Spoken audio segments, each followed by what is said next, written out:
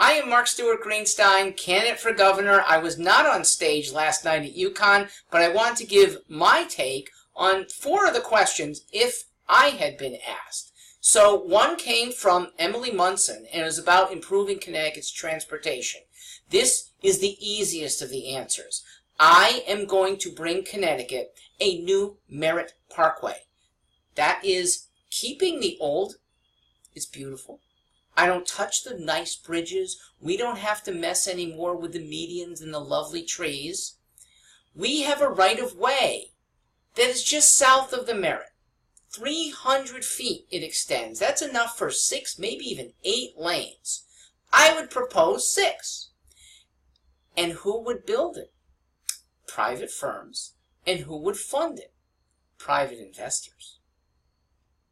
This doesn't cost the state a dime. The state might be called on as a lender of last resort. If we have such a terrible economy that the expected returns don't materialize. But here's why investors probably will see very good returns and why it won't cost the state any money. They want to make money. They're going to make a good roadway that people will pay for with almost no traffic.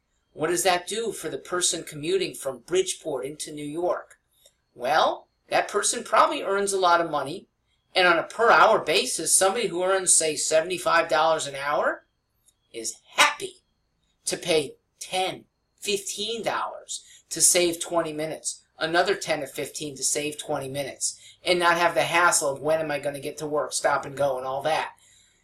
Individuals do pay on other highways voluntarily, and they get less trafficked, better highways. That'll help the existing Merritt, whether there's tolls or not, existing 95. So think of it as a present to Fairfield County from, yes, this Hartford guy, without any money coming from the state.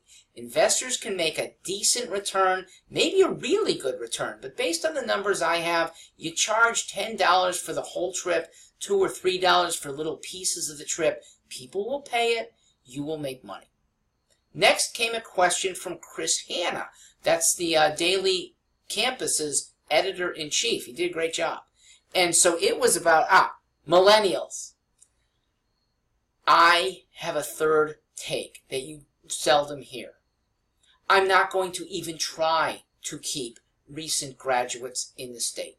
Some of them will see the wisdom in staying here and building careers, because the wisdom is you will be able to bank money compared to your friends who are off in San Francisco, Chicago, New York City that spend every dollar that they make and more. They usually go into debt for the bohemian fun, for the possibility of being a Wall Street banker down the road, okay? But while they're at it, they're not making much money.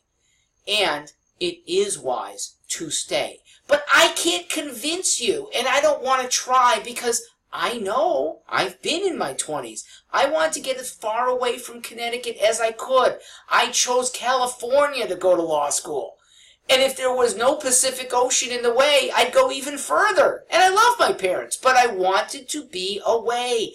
That's the natural instinct of at least 50% of people in their early 20s. Indulge. Go. And there are certain careers that we just can't possibly do, okay? New London will never be Broadway, okay? Stanford might be bigger and bigger in media, but it'll never be Palo Alto, Silicon Valley. Go if you want to make a huge career early in IT. But here's what I say to all of you. Plan to come back.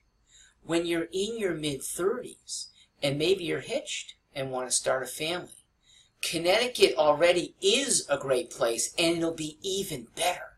Because when you come back, you will have better schools than almost anywhere else, a great style of living, good community, and you don't have the expense of a New York apartment or a Chicago apartment. You have cars. You can have a pool in your yard. You can't get that in cities. I know there's a pull for urban, and that's irresistible to most people. So I'm not going to try. I want Connecticut to be good enough to bring you back 15 years later. Next, Another Emilie question was about, Obamacare. We have to extricate. We have to. Because it was for some well-intentioned, for some it was a power grab, for some there were insurance companies that became big beneficiaries of this mandated system. Connecticut needs to get out. I will not attempt this very much in my first 2 years, because I think there's going to be a national referendum that come 2020's national elections, we may get those sentiments from a re-electing Donald Trump or a candidate who's challenging him, or maybe he'll resign and there'll be other people. So let's take, of all the things I want to do, this may be the most important, but I'm not prepared to tackle it now, so I won't. But I want the principle to be in play, and where we can, we remove Connecticut from the clutches of Medicare, Medicaid, and Obamacare. Medicare is the least innocuous of it. It's really a welfare program that's on the more deserved side. Isn't administered all that well, but at least it has some integrity of purpose. Medicare, helping people just because they're old, and old people are often the wealthiest people, not right. My father, in his 90s, had plenty of money, and he was paying $15 for what elsewhere the 35-year-old uninsured person had to pay $150 for. It's not fair. And no blunt government system is ever fair. This can also mean life and death when you're talking managed care, which is what Obamacare somewhat has and what single payer would lead to.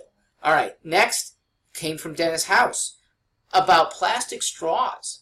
And would I want to see government legislate against their use? Answer, no, because I don't like their use, but I think individuals can take it upon themselves to eschew plastic throwaways that put little turtles in danger, that dolphins swallow, and because of it they die off. The publicity of the last 2 years for this problem has really changed things, at least on the West Coast. And I think without government, the good publicity, some restaurants saying, we on our own are not going to serve these things. Individuals on their own boycotting. It's in a straw or it's in a plastic bottle. I don't need it. That's why we don't need to rely on government to still make really good change. Last one was also we're done. Thank you. I look forward to being in the next debate. It'll be provocative if you have me. I'm Stewart Greenstein.